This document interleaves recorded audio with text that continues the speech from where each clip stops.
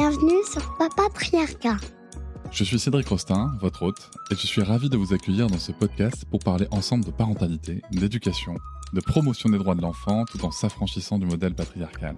Nous visons une société plus juste, pour toutes et tous, au travers du partage de spécialistes et aussi des vécus de nombreux parents qui cheminent. Je vous invite à nous écouter, à essayer de construire des ponts au lieu de dresser des murs, car ce n'est pas parce que nous voulons aller au même endroit que nous devons forcément prendre le même chemin, pour nous et surtout pour nos enfants.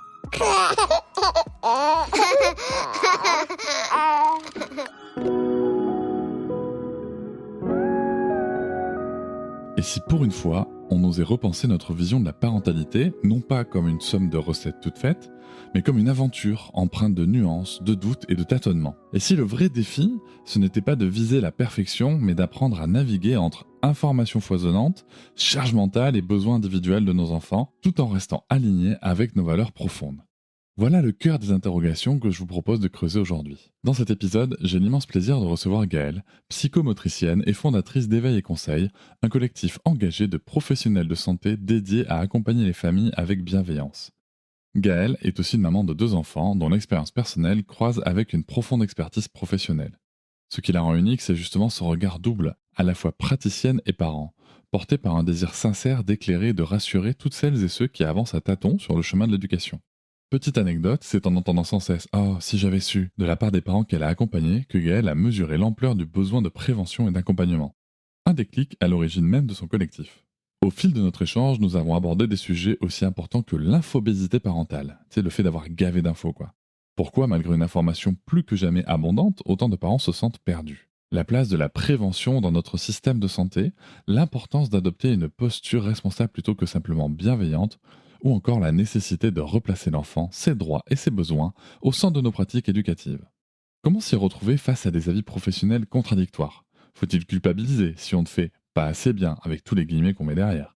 Est-il encore possible de réparer un lien mis à mal par la fatigue ou les maladresses du quotidien? À travers des exemples concrets, Gaëlle partage outils, nuances et réflexions profondes pour accompagner petits et grands avec humanité et authenticité. Abonne-toi pour ne rien manquer, mets 5 étoiles et un petit mot sur Apple Podcast ou Spotify, j'y réponds même directement. On se retrouve aussi sur Instagram, Facebook, TikTok et LinkedIn. Et si tu veux m'envoyer un message vocal, le lien SpeakPipe est en description.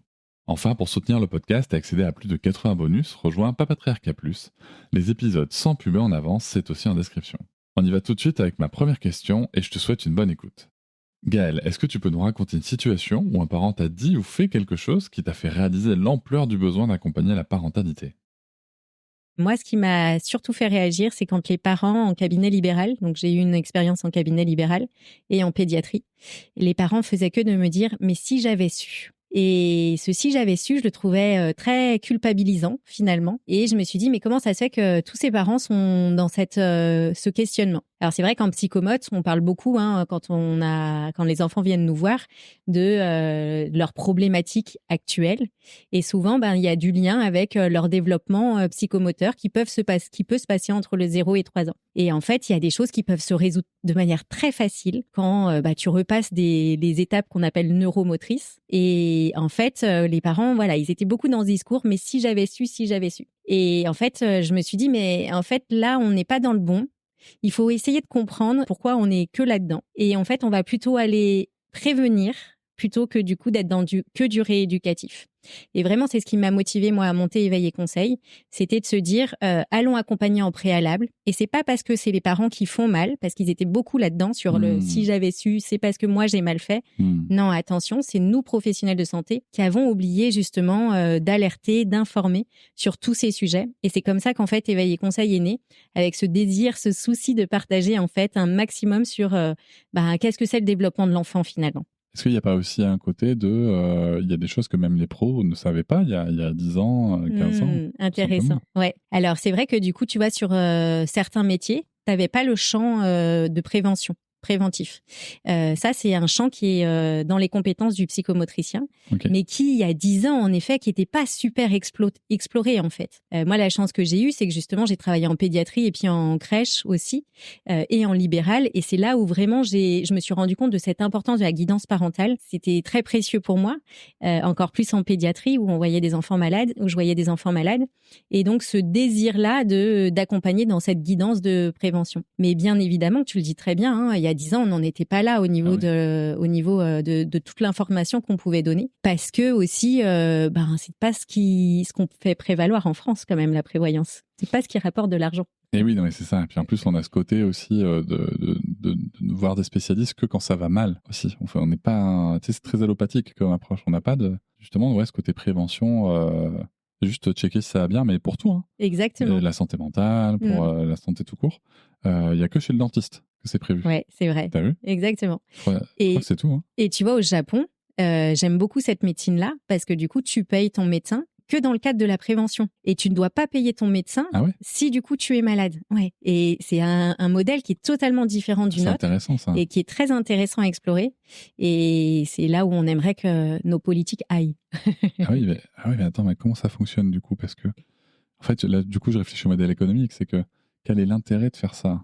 Parce que du coup, en fait, leur objectif, c'est que du coup, le moins de monde soit malade. Oui. Donc, en fait, eux, ils font payer leur acte préventif et finalement, tu limites au maximum les maladies. D'un point de vue sociétal et politique, c'est l'image finalement qu'ils vont renvoyer aussi qui compte beaucoup pour les Japonais. Ouais, c'est bien ça. Ouais, ok, super. On aime.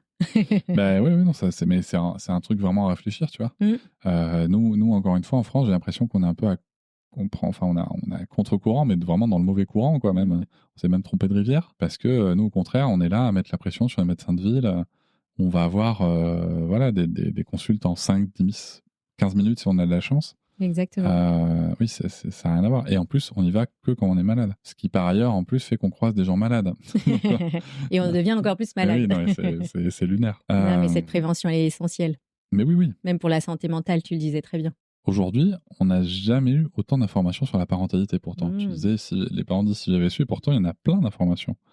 Pourtant, tu le dis, les parents se sentent perdus. En tout cas, ils ne savaient pas. Comment on explique ce paradoxe, du coup ? Ça, c'est sûr que du coup, quand nous, on a créé Éveil et Conseil, j'ai créé Éveil et Conseil avec ce collectif, il y avait 7 ans. Ça date de 7 ans. Et il y a 7 ans, on n'était pas du tout dans le même modèle qu'aujourd'hui. Alors, on sent qu'aujourd'hui, tout le monde s'empare de la parentalité, hein, que ce soit les parents, les influenceurs, les marques aussi. Et du coup, il y a un flot d'informations où les parents, en effet, disent parfois se sentir perdus parce que, on y viendra sans doute, mais il y a aussi beaucoup d'informations qui sont contradictoires. Et tout ça, c'est pas évident pour les parents. Et les parents disent bien qu'ils sont en effet perdus de tout ça. Je regardais, il y a des études qui montrent que du coup, 83% des familles cherchent des informations sur les réseaux sociaux, sur l'éducation de leur enfant. Et le bien-être. Et pour autant, il y en a 66% qui jugent que c'est des fake news. En 2024, tu vois, la sage-femme de l'équipe, elle dit qu'il y a, elle a monté toute une étude. Il y a eu en recherche sur le mot grossesse 2 400 000 recherches sur ce mot-là. Et il y a quand même 50% du coup sur cette étude qui disent finalement ne pas être totalement sûrs des informations qu'ils trouvent. Et il y a 71% qui disent allez confirmer l'information ou infirmer l'information auprès des professionnels de santé. Donc, c'est le paradoxe. C'est un peu, mais pourquoi mettre cette information, alors ? À disposition. Mais oui. Alors, on sent vraiment que, tu le sais, c'est quand même l'enfant est devenu quand même une source aussi un peu de business pour beaucoup, pour les marques, et tout ça. Et on sent que c'est devenu parfois peut-être un peu trop marketé. Et à la fois, cette source d'information, elle peut être aussi très nécessaire parce que tu as des parents qui ont besoin aussi de, d'être sourcés et c'est important parce qu'il y a plein de tabous qui ont été levés aussi sur les violences ordinaires, sur plein de sujets qui ont été importants et nécessaires. Mais ça crée aussi ce paradoxe où les parents sont un peu perdus. Et nous, on aimerait rappeler chez Éveil et Conseil que ce qui est important, c'est la nuance en fait. La parentalité, ça peut pas être soit tout noir, soit tout blanc. t'en sais quelque chose. Et du coup, voilà, avec tous ces sujets autour de l'éducation bienveillante notamment. Et du coup, cette importance de, voilà, d'être aussi dans cette nuance. Il n'y a pas, voilà, des opposés, sans nommer, voilà, tout ça. Mais il n'y a pas des opposés et il faut faire le juste milieu, en fait. Surtout que ce qui est intéressant, c'est même si ça commence un petit peu à évoluer, mais alors, c'est peut-être juste moi qui suis dans cette bulle-là aussi, hein. Ce qu'il y a, je trouve, d'intéressant, c'est que tu parlais du sujet de l'éducation bienveillante, tout noir, tout blanc et tout. Moi, ce qui m'interpelle surtout, c'est que bien qu'il faille à un moment partir du parent parce que le parent connaît des difficultés, dans les sujets d'éducation bienveillante, positive et tout, souvent, en fait, on ne part que du parent. C'est-à-dire, on part pas de l'enfant. C'est certain. Toi, en plus, en tant que psychomote, tu le sais bien, à un moment, on va pouvoir être dans l'éducation positive ou dans l'autoritariste ou dans le laxisme ou dans je ne sais quoi, ou dans la négligence. Si on part pas de l'enfant, eh ben souvent, on passe à côté de la chose. Et c'est pour ça que remettre l'enfant et ses droits au centre de l'éducation, je trouve ça une démarche intéressante, parce qu'en plus, ça permet d'être vachement déculpabilisante. Tout à fait. C'est dommage qu'on n'ait pas cette information-là parce que j'en ai parlé il n'y a pas longtemps sur TikTok, je crois, où je disais qu'une personne, il y a des influenceuses, des mamans, entre guillemets, Montessori. Bon, j'ai fait une vidéo et un podcast là-dessus pour expliquer ce que j'en pense, donc je ne vais pas revenir dessus. Oui. Mais on ne peut pas être un parent Montessori, ça n'existe pas. Mais qui expliquait que, par exemple, laver le nez de son enfant, c'était une violence et que c'était contraire à ses droits. Alors ça, c'est ça qui m'a interpellé. Parce que bon, que la personne trouve ça violent, l'acte en lui-même peut être violent, il ne faut pas se mentir. Quand on fait un acte de santé sans le consentement d'un enfant, ça peut entraîner une situation qui est violente. Est-ce que c'est une violence ? Je pense que ça, c'est à réfléchir. C'est à vraiment réfléchir. Et surtout, est-ce que c'est contraire à ses droits ? Ben non, pas du tout. Et le pire, c'est que dans l'observation numéro 8 du comité des droits de l'enfant, c'est le point 14, pour être très précis, ils expliquent que le comité a tout à fait conscience que dans le cadre des soins, notamment sur les jeunes enfants, eh bien, on peut se passer du consentement et utiliser une contrainte physique, mais qu'il faut bien, et que nous, adultes, devons garder cette dissociation de là, c'est pour un acte de soin obligatoire, je dis bien obligatoire, et ça n'a rien à voir avec un acte punitif ou un acte de soumission auprès de l'enfant. Ouais, l'infirmière Pierre de l'équipe, Natalia notamment, qui est experte justement sur la thématique de l'attachement, elle rappelle à quel point justement chez l'enfant il y a des limites et notamment la sécurité autour de la santé. Et là du coup ça vient corroborer avec ce que tu dis en effet. Et en fait tu vois, je trouve que c'est même pas une question de limite. Je pense que vraiment là aussi il faudrait qu'on prenne le contre-pied. Parce qu'en fait, quand on parle de limites, alors je dis pas qu'on peut pas du tout en parler, mais tu vois, sur ce sujet-là, en fait, le sujet, c'est pas une question de limite. Pour moi, c'est une question de responsabilité parentale. Ah, ben voilà, chez Éveil et Conseil, on parle d'éducation responsable et pas d'éducation bienveillante et positive qui est tellement controversée, galvaudée. Mais nous, on préfère utiliser ce terme d'éducation responsable parce qu'en effet, en tant qu'adulte, on est responsable de tous les enfants. Demain, tu vois un enfant qui traverse dans la rue, bah, tu es responsable de cet enfant qui va traverser dans la rue. Et donc, du coup, c'est bien aussi de remettre le parent acteur de tout ça et tout un chacun finalement. Hein. On est tous responsables de ces enfants qui font partie de notre univers et de la société. Donc, tu es psychomotricienne, tu connais les recommandations officielles sur l'éducation et le développement de l'enfant, évidemment. Mais quand tu observes des parents sur le terrain, tu vois, on vient de parler de nuances et de noir et de blanc, c'est quoi le conseil théorique que tu aimerais nuancer ? Alors, il y en a beaucoup. J'ai beaucoup aimé cette question. Mais le vrai conseil, hein, pas le truc tiré des réseaux, tu vois, le vrai conseil. Ouais, ok. Alors, forcément, en psychomote, il y a toute cette question autour du transat qui revient tout le temps. Tu vas parler du transat et là, voilà, on va nous dire, ah non, pas du tout de transat. À un moment donné, les parents, on n'est pas des wonder parents et on veut pas des parents parfaits chez Éveil et Conseil. Il faut de la nuance, encore une fois, et on a aussi besoin de souffler. Et nous, ce qu'on répète aussi beaucoup, c'est on préfère que du coup, vous mettiez en sécurité votre enfant plutôt qu'il y ait des actes malveillants qui se passent. Voilà, je pense que c'est important pour la charge mentale des parents de pouvoir avoir 2 minutes à s'accorder pour aller à la douche, pour aller aux toilettes et mettre un enfant dans son transat. Voilà, du moment que du coup le reste du temps il est plus souvent au sol, c'est très bien. Donc voilà, en tant que psychomote, je vais dire ça. Mais on a aussi beaucoup souvent ces questions autour des bébés qui sont RGO, notamment. Je connais. Ouais, voilà, j'ai cru voir. Ou l'indication pour limiter, enfin pas pour limiter, mais pour sécuriser la mort subite du nourrisson, que l'enfant doit être sans dormir sur le dos. C'est une réalité, c'est vraiment les recommandations. Néanmoins, il y a plein de bébé RGO, qui ne sont pas dans cette capacité. Et voilà. Et bien évidemment, là, on va accompagner les parents sur comment faire, être vigilant, tout ça. Mais tout en rappelant que c'est la loi qui prévaut ça. Mais après, à un moment donné, il faut aussi s'adapter à ce qu'est l'enfant. À ce qu'est l'enfant, et puis après, ça peut être sur le ventre, mais sur un plan incliné. Enfin voilà, ça peut être nuancé, parce que c'est pareil, le risque n'est pas le même sur un plan incliné neutre, sans coussin, sans rien, tout à fait, que sur un plan stable, notamment avec des coussins autour. Exactement. La nuance, elle est là aussi. Exactement. Et ça, je trouve que c'est vrai que parfois, on n'en parle pas assez. Tu vois, c'est marrant, parce que moi, il y a un conseil comme ça que j'ai mis de côté. C'est le fait d'être dans la coque, dans le cosy. Je sais plus ce que c'est la durée maximale recommandée. Au niveau du bébé ? Ouais, en général, on dit, c'est plutôt en termes de poids, mais en général, c'est 3-4 mois max, quoi. Ouais, non, mais tu sais, le temps qu'on peut le laisser dedans. Ah, pardon. Limité à 2 heures. 2 heures. Ah oui, quand même 2 heures. Ah bon, ça va, j'ai pas trop éclaté le truc.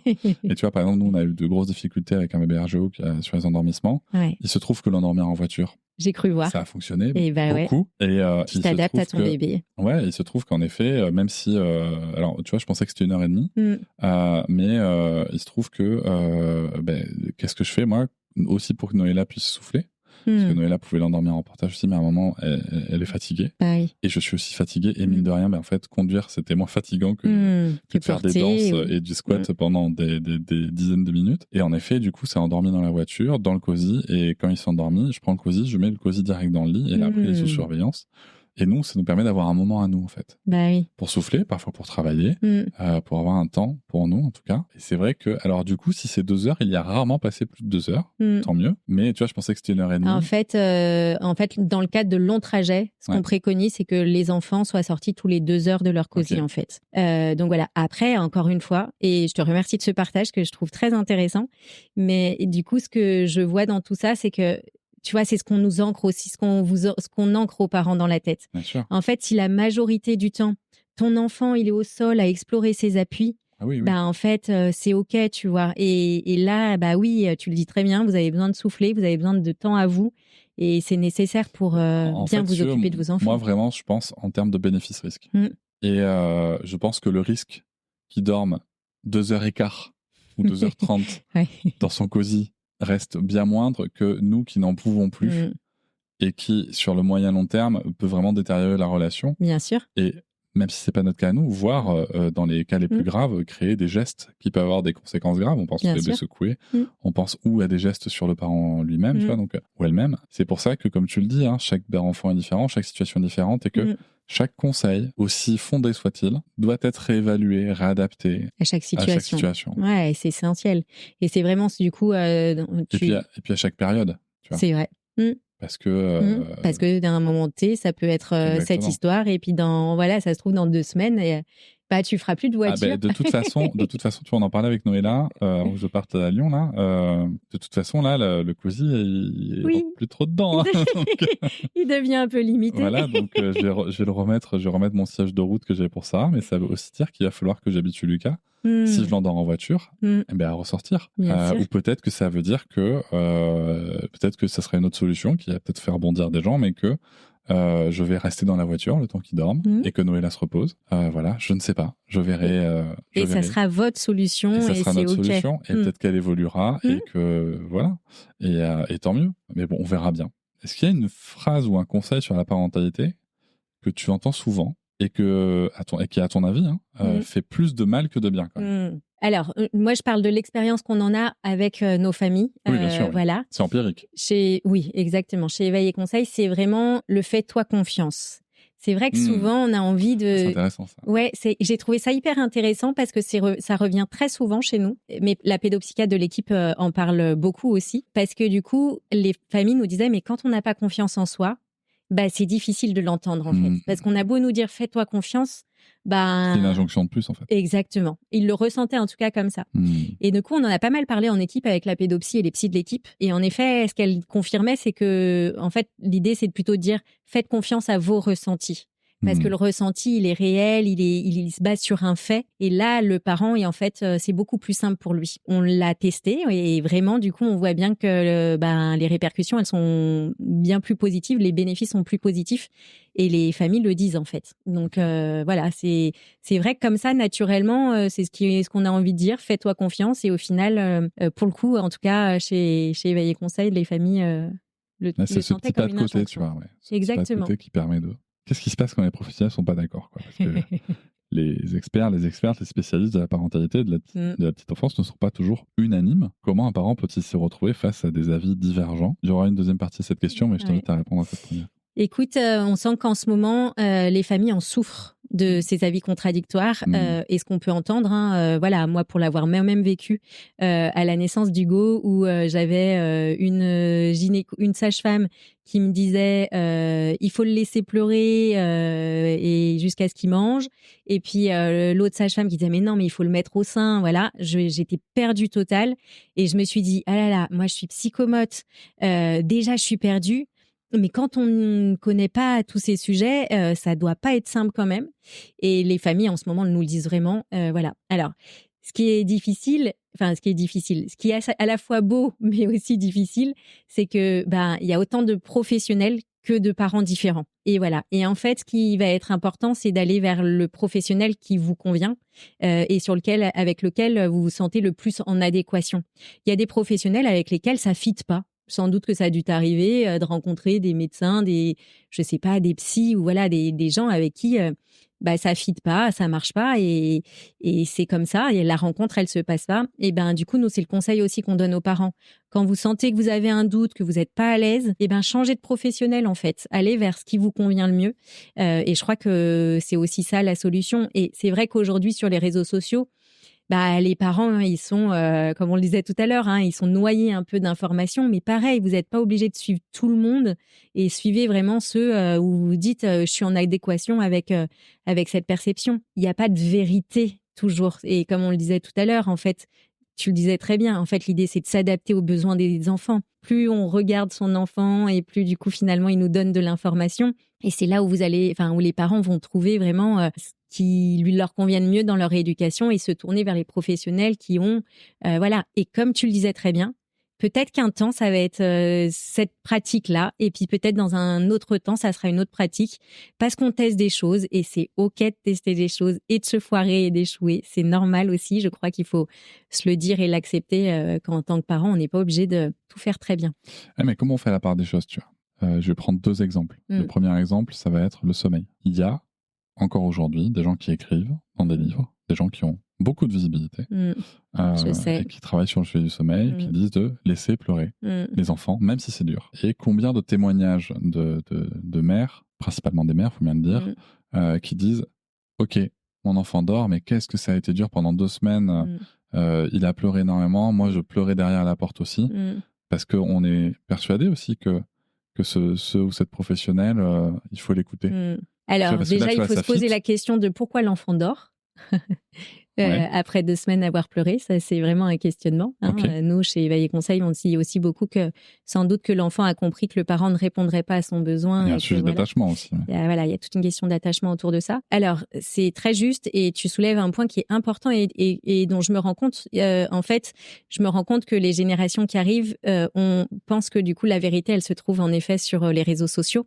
Alors que du coup, nos générations, où on a eu aussi d'autres choses, peut-être du coup, on mettait un peu plus à distance. Et tu vois, ça me fait aussi te dire que je me rends bien compte aussi que les parents qui sont très surinformés ont souvent tendance à du coup se détacher un peu, de se déconnecter un peu finalement de leur enfant, ce qui fait que peut-être moins dans l'observation et du coup ont besoin de s'accrocher un peu aux méthodes. Nous, chez Éveil et Conseil, on fuit assez les méthodes parce que du coup, ça se saurait s'il y a des méthodes qui marchent comme ça et que paf, c'est aussi facile.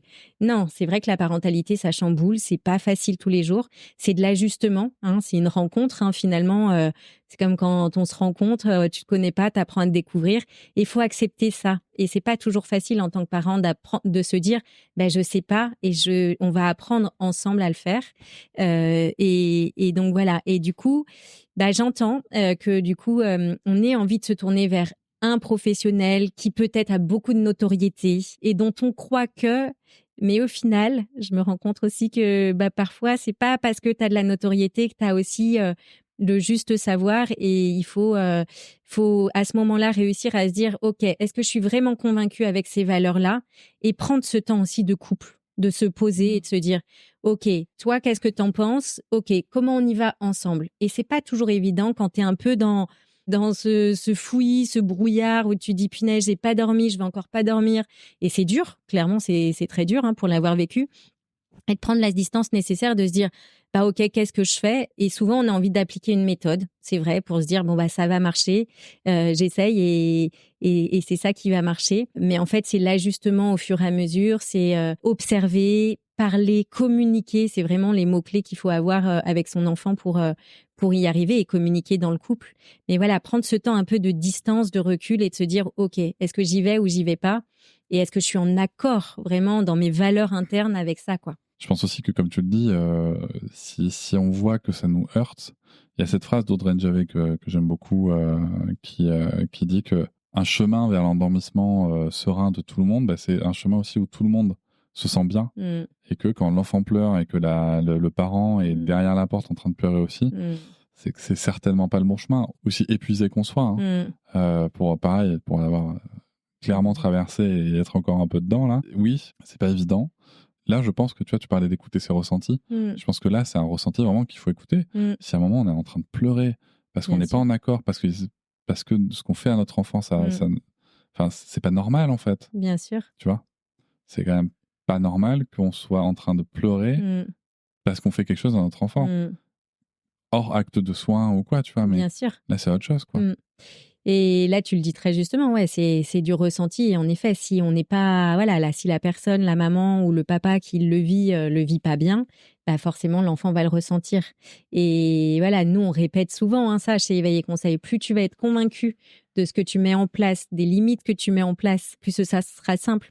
Je répète tout le temps ça, mais parce que c'est une anecdote qui m'a fait beaucoup sourire d'une maman qui me disait mais en fait, il m'écoute pas, il m'obéit pas. Alors je lui disais mais donnez-moi un exemple. Quand il est sur le canapé, il saute, et je lui dis d'arrêter de sauter. Et il m'obéit pas. Et je dis mais pourquoi vous lui demandez d'arrêter de sauter? Elle me dit on sait jamais si ma belle-mère elle arrive. Et j'ai dit d'accord, mais hormis ça, qu'est-ce que ça vous fait? Rien. Et donc, en fait, cette maman, elle se fatiguait à répéter à son petit garçon d'arrêter de faire quelque chose, mais dont elle n'était même pas convaincue. Donc, elle ne pouvait pas lui transmettre finalement cette information. Donc, en fait, c'est pas que l'enfant n'obéissait pas, c'est qu'il ne croyait pas en ce que sa mère disait, parce que sa mère elle-même n'était pas convaincue. Et c'est vraiment ça, en fait, que nous, on veut faire passer comme message. C'est soyez en accord avec vous-même, soyez convaincus de ce que vous avez envie de transmettre.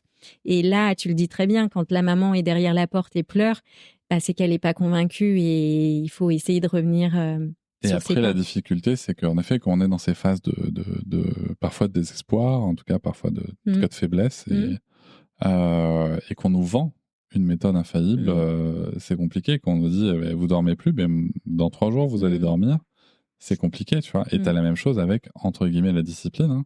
Deuxième exemple de méthode qui serait vendue comme universelle et miraculeuse. On a entendu parler de Caroline Goldman qui enferme les bébés de 12 mois dans la chambre pour une liste de comportements. Je sais pas si t'as déjà lu, j'ai fait des réels dessus. Ouais, j'ai entendu. Un bébé de 12 mois qu'il faudra enfermer dans sa chambre parce qu'il parle trop fort ou qu'il coupe la parole. C'est fort de café. Tu vois? Non, mais je comprends pas, tu vois. Et ce qu'il y a de dommage, c'est qu'en effet, là, il y a une certaine figure d'autorité, il y a de la célébrité qui entre en jeu. Et puis, il y a ce côté aussi, justement, là, l'enfant doit obéir. Et le pire, c'est qu'elle écrit dans son livre, l'enfant, pendant 2 semaines, l'enfant va souvent pleurer derrière la porte de sa chambre. Ouais, d'où l'importance de revenir à chaque fois sur le besoin de l'enfant. Et en fait, c'est pour ça que vraiment, du coup, dans cette création d'Éveil et Conseil, nous, on veut rappeler qu'est-ce que c'est le développement de l'enfant et qu'est-ce que c'est les besoins aussi. Les besoins intenses du tout petit, mais les besoins qui évoluent, en fait, au fur et à mesure. Et qu'est-ce qu'ils viennent dire de ça? Et tout en nuançant aussi avec le fait qu'il il y a aussi les besoins parentaux Mmh. et que il y a tout ça à trouver et cette nuance à trouver. Mais ça se trouve et voilà, et on trouve des conciliations sans être pour autant dans du too much et d'être dans des choses très autoritaires qui vont fonctionner parce que l'enfant comprend qu'on ne répond pas à son besoin à ce moment-là, mais qui sont peut-être pas dans le lien en tout cas, ce qui est à prioriser. Et Oui, puis voilà. sur le long terme, tu vois, je suis Exactement. pas sûr que ça soit Exactement. épanouissant pour le développement de l'enfant, quoi. Tout à fait. Et vraiment dans cette connexion parent-enfant. Voilà, l'enfant, ce dont il a besoin pour avoir un enfant qui grandit, qui est adolescent. Je me rends bien compte à quel point il y a cette importance de cette connexion parent-enfant et de ce lien de confiance, en fait. Et si ce lien de confiance, il n'est pas construit dès le plus jeune âge et au fur et à mesure, forcément, du coup, à l'adolescence, les choses, elles se complexifient un peu. Et c'est important aussi c'est ça qui est intéressant dans la parentalité, c'est que du coup, forcément, on le voit à un moment T, mais c'est une construction sur du long terme. C'est un marathon. Exactement, un vrai marathon. C'est pas un sprint. Exactement. Et je pense que parfois, on a du mal en tant que parent à se projeter en fait plus loin. Bah oui. Mais c'est vraiment, il faut le réfléchir sur du long terme. Toi, en tant que maman, tu vois que les graines que tu as semées quand il était petit, là, tu récoltes les fruits sur une période de préadolescence, adolescence. Ouais, et dans les deux sens. Clairement, Okay. j'ai foiré sur certaines choses avec Hugo.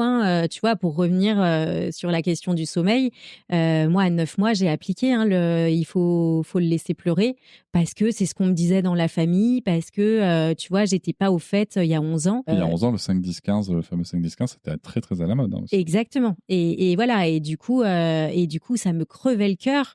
Mais voilà, on me disait ça et du coup, j'appliquais bêtement. Et tu vois, j'étais pas connectée à mes ressentis. Alors, ça va avec plein de choses. J'ai eu une césarienne. Donc, la maman qui avait foiré son accouchement parce que pendant la grossesse, ça a été difficile pour moi. Voilà, j'ai eu des angoisses de mort, enfin, plein de choses. Et donc, du coup, j'étais pas connectée à moi-même. Et du coup, j'ai foiré sur certaines choses.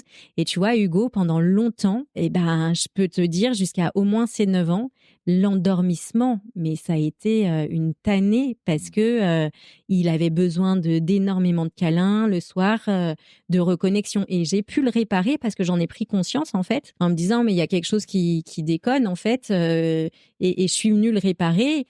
Déjà en m'excusant auprès de lui et puis oh là là je vais être émue en m'excusant auprès de lui et puis voilà lui demander forcément mon pardon et en étant proche de lui et tout ça et voilà et du coup dans les moments où je suis moins disponible je le sens automatiquement avec Hugo.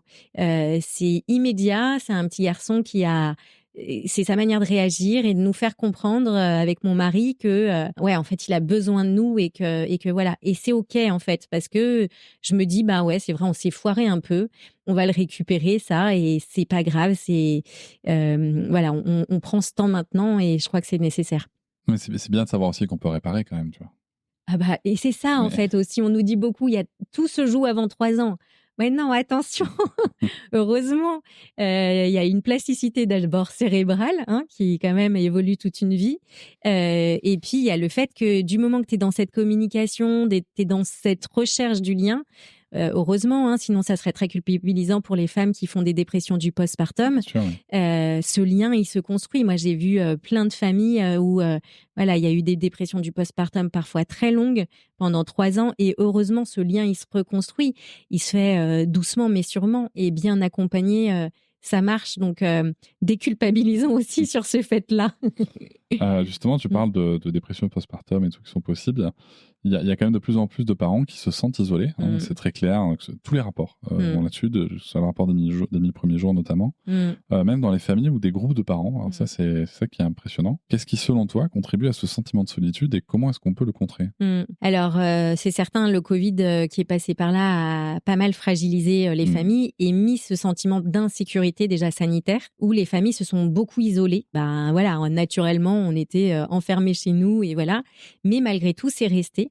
Avec des enfants aussi qui sont nés à cette période-là, qui peuvent aussi exprimer plus ce besoin de rester aussi à l'intérieur de chez soi parce que ils ont vécu aussi cette période un peu d'enfermement entre guillemets. Donc voilà, donc il y a cette première étape, le contexte aussi sociopolitique qui fait que les familles sont quand même dans un mouvement un peu anxieux et qui ont tendance en effet à moins s'ouvrir aux autres. On est dans une société où on est très connecté sur nos téléphones.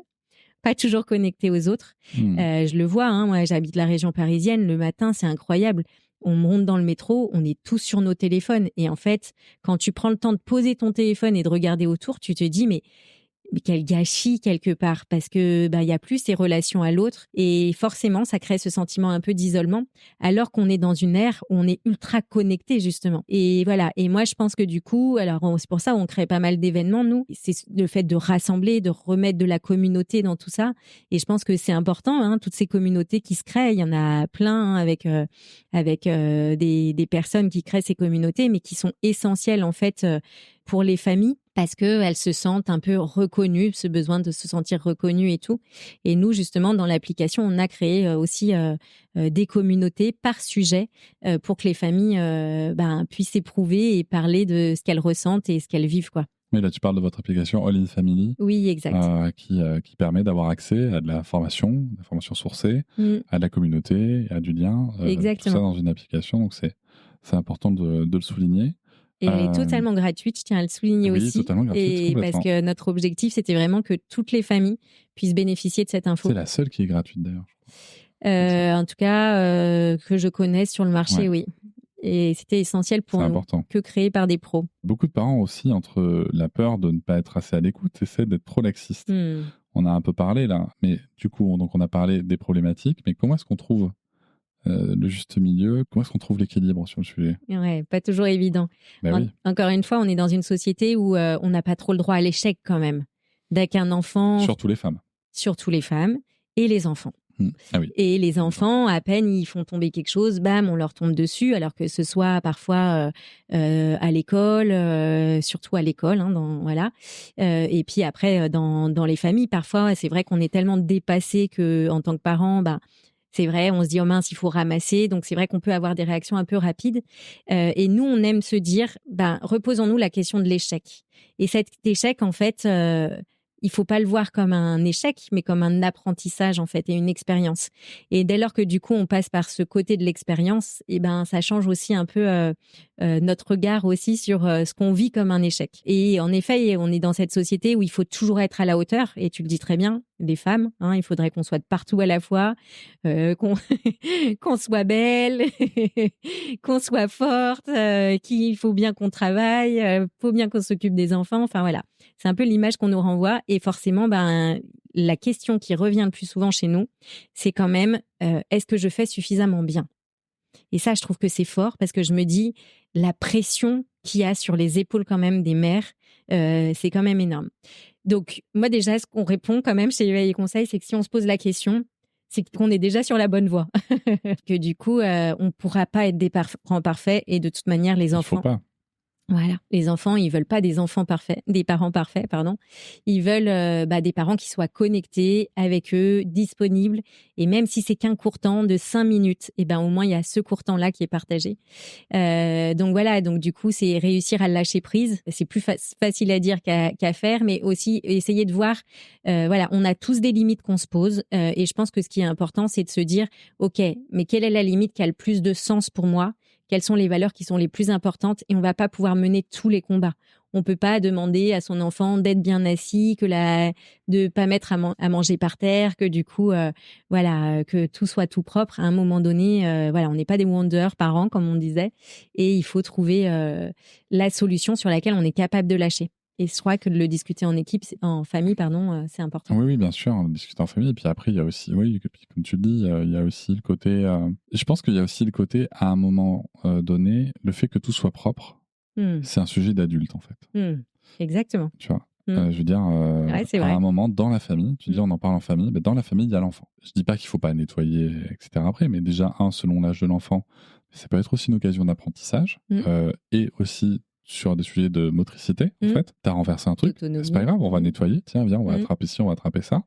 Avec le temps que ça prend, évidemment. Mais franchement, moi je trouve que ça, c'est le truc sur le long terme, tu vois, pour ma fille à 6 ans et demi, mais qu'on a bossé très tôt, et sur le long terme, maintenant, elle renverse un truc, c'est pas grave, je vais chercher de comment nettoyer toute seule, tac, tac, café. Elle répare son erreur, et c'est top. Et c'est trop bien. Et il n'y a pas d'engueulade ou quoi, on s'en fout. Je veux dire, il y a une conséquence logique et naturelle, elle s'applique. Point. D'ailleurs aussi, ce qui est intéressant en tout cas dans ma parentalité, c'est que quand elle rechigne à réparer, souvent c'est qu'il y a autre chose derrière. Ouais. c'est qu'elle a faim, c'est qu'elle est malade, c'est qu'elle a pas bien dormi, c'est qu'elle a soif. Tu vois, c'est souvent c'est ça, un ouais. indicateur d'eux. Donc c'est intéressant. Et Parce que vous avez réussi à le détecter. Vous oui, bien avez sûr. réussi à l'observer et c'est Ah oui, super. oui. Bah, il y a eu 2 ans d'instruction en famille aussi, donc Ouais. ça aide beaucoup quand même, j'avoue. Mais donc, quand on se parle de l'enfant dans la famille, etc., l'enfance, c'est aussi un sujet qui est profondément politique. Les politiques publiques autour de la petite enfance, elles influencent directement la vie des familles. Aujourd'hui, au moment où on enregistre, en tout cas en mars 2025, on s'aperçoit qu'il n'y a ni secrétaire d'État, ni haut commissaire, ni ministère relié à l'enfance, ce qui montre l'intérêt du pays actuel pour ce sujet. Est-ce qu'il y a un combat, toi, ou un sujet d'actualité que tu trouves sous-estimé, mais qui devrait être mis en avant, en tout cas pour mieux accompagner les parents? Forcément, hein, il y a quelques années, on avait un ministère quand même de la solidarité et de l'enfance avec Adrien Taquet. Et on se disait qu'il y avait des choses qui pouvaient bouger. On espérait en tout cas ça. Et là, on revient un peu en arrière et ça, c'est difficile, je trouve, parce que voilà, l'enfant est pour moi, pour l'équipe, hein, il doit être placé au centre des préoccupations. Et là, j'ai plutôt le sentiment que c'est plutôt l'inverse qui se passe. C'est-à-dire que c'est le dernier à avoir, voilà, c'est le dernier de la chaîne, quoi, le dernier maillon. Et il souffre un peu de tout ça, hein, on le voit, hein, tout ce qui est en train d'être sacrifié au niveau... que ce soit les crèches, que ce soit au niveau de l'éducation nationale et tous les services à côté. On sent vraiment que du coup, il y a... Et la protection de l'enfance. Et de la protection de l'enfance, exactement. Et on sent que de plus en plus, voilà, ces enfants, ils manquent d'encadrement qui soit sécurisant pour eux. Hein. Il y a du turnover dans les personnes qui sont censées être responsables d'eux. Donc, au niveau de l'attachement, c'est pas l'idéal. Et donc, forcément, on espère un monde meilleur quand même pour nos enfants, avec une politique qui soit mieux réfléchie sur cette question de l'attachement. Hein, c'est Dr Anne Reynaud qui en parle énormément. Voilà, que les choses soient repensées en ce sens. Ça serait chouette parce qu'on sent que voilà, c'est les enfants qui en pâtissent, alors que c'est quand même eux notre avenir et que c'est important de les mettre à l'honneur. Et quand il s'agit de se placer à leur hauteur, on se rend bien compte qu'ils ont beaucoup à nous apprendre, ces enfants. C'est vrai. Et vraiment, je crois qu'on prend pas le temps de les observer et de les écouter parce qu'ils ont beaucoup à nous communiquer. Et finalement, quand il y a des choses qui coincent, tu vois, tu le disais pour ta fille, finalement, quand tu prends le temps de les écouter, ils savent te dire. Mais c'est juste que les adultes sont pas toujours là pour les écouter et recevoir en tout cas, parce que parfois ça fait mal, parce que tout ça. Mais voilà, c'est là où je dis que, tu vois, quand on parlait de prévention tout à l'heure et sur le fait que les politiques n'axent pas leur priorité sur la prévention, ça, pour le coup, c'est essentiel à mon sens. Je me permets de rappeler aussi que le fait d'être écouté, de s'exprimer, que son opinion soit prise en compte, notamment sur les sujets qui la concernent, c'est un des droits de l'enfant, c'est l'article numéro 12 notamment, eu égard à sa maturité, à son âge, à son degré de maturité. Bien entendu, on n'est pas en train de dire qu'un enfant de 3 ans va vous dire comment remplir votre fiche d'impôt. C'est pas le sujet. Je grossis le trait exprès parce que des fois on lit des choses assez incroyables et que vraiment, moi je persiste et je signe. Intégrer la dimension droit de l'enfant dans l'accompagnement des enfants dans notre parentalité. Certes, prend un temps d'apprentissage qui est relativement court, je trouve, mais vraiment, ça libère. On s'enlève une pression parce que justement, en plus, on n'est même plus tout seul.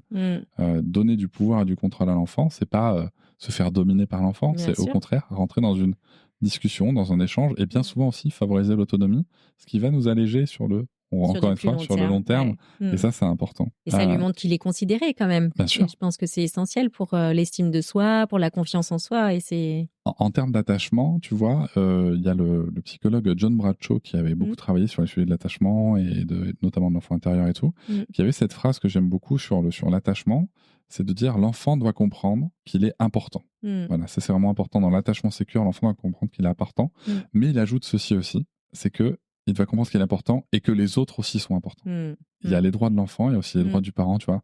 Et ça, c'est notre responsabilité d'adulte de les transmettre ça. Malheureusement, aujourd'hui, ce qu'on transmet beaucoup, c'est les sujets des adultes sont importants et ceux de l'enfant passent après. Et dans la société, c'est pareil. Comme tu l'as très justement souligné. Si un parent devait retenir qu'une seule idée, qu'un seul conseil de cet épisode, ça serait quoi? Donc bon, moi, je vais donner le mien, télécharger All in Family. Voilà. C'est sympa. Et toi, tu voudrais dire quoi? Qu'un seul conseil, pas facile. Je pense que du coup, ça a beaucoup tourné autour du ressenti et d'être aligné avec ses valeurs. Voilà, et je pense que c'est essentiel de se reconnecter à soi et de se reconnecter à son enfant pour créer le meilleur des liens possibles. Et que voilà, on l'a dit, hein, même si du coup il y a eu des choses qui ont été mal faites, des difficultés et des liens qui se sont pas fondés au départ, et ben tout est réparable et c'est ça qu'il faut retenir. Parfait. Merci beaucoup, Gaëlle. Merci Cédric. Je vous remercie de m'avoir écouté. Je vous invite à vous abonner au podcast sur votre plateforme préférée et à me retrouver sur Instagram, TikTok, Facebook et sur le blog papatriarca.fr. À bientôt.